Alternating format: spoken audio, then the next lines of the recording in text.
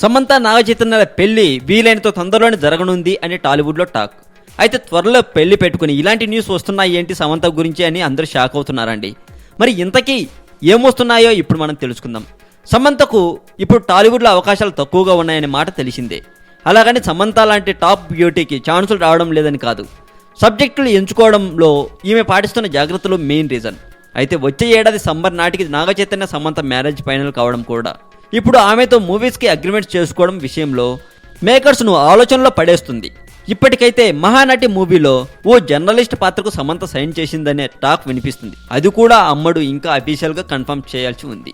అయితే ఇలా సినిమాలు తగ్గడం, ముఖ్యంగా టాలీవుడ్లో మూవీస్ చేతిలో లేకపోవడంతో సమంత బాగా ఫీల్ అవుతుందట. అందుకే తనకు నచ్చేలా ఛాలెంజింగ్గా ఉండే పాత్రలతో ఎవరైనా తనకు ఆఫర్ ఇవ్వగలిగితే రెమ్యూనరేషన్ తగ్గించుకోవడానికి అయినా రెడీ అని చెప్తుందట శ్యామ్స్.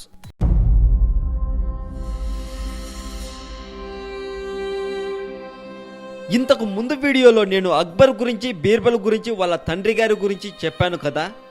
దానితో పాటు అక్బర్ బీర్బల్ల పరిచయానికి ముందు ఏమి జరిగిందో కాస్త చెప్పి ఆపేశాను కదా. ఇప్పుడు పూర్తిగా చెప్పడానికి నేను సిద్ధంగా ఉన్నాను. మరి మీరు సిద్ధంగా ఉన్నారా? అయితే కథను మొదలు పెడతాం.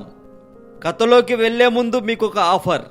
మా ఈ కొత్త ఛానల్ని మొదట సబ్స్క్రైబ్ చేసిన మొదటి 1000 మందిలో నుండి ముగ్గురిని సెలెక్ట్ చేసి వాళ్ళకి మా తెలుగు మోజో ఛానల్ ద్వారా మా అభిమానులకు విన్నర్స్గా మిమ్మల్ని పరిచయం చేయడమే కాక బహుమతులు కూడా ఇవ్వబోతున్నాం. సో ఆలస్యం చేయకుండా ఈ ఛానల్ని సబ్స్క్రైబ్ చేయండి, విన్నర్గా నిలవండి.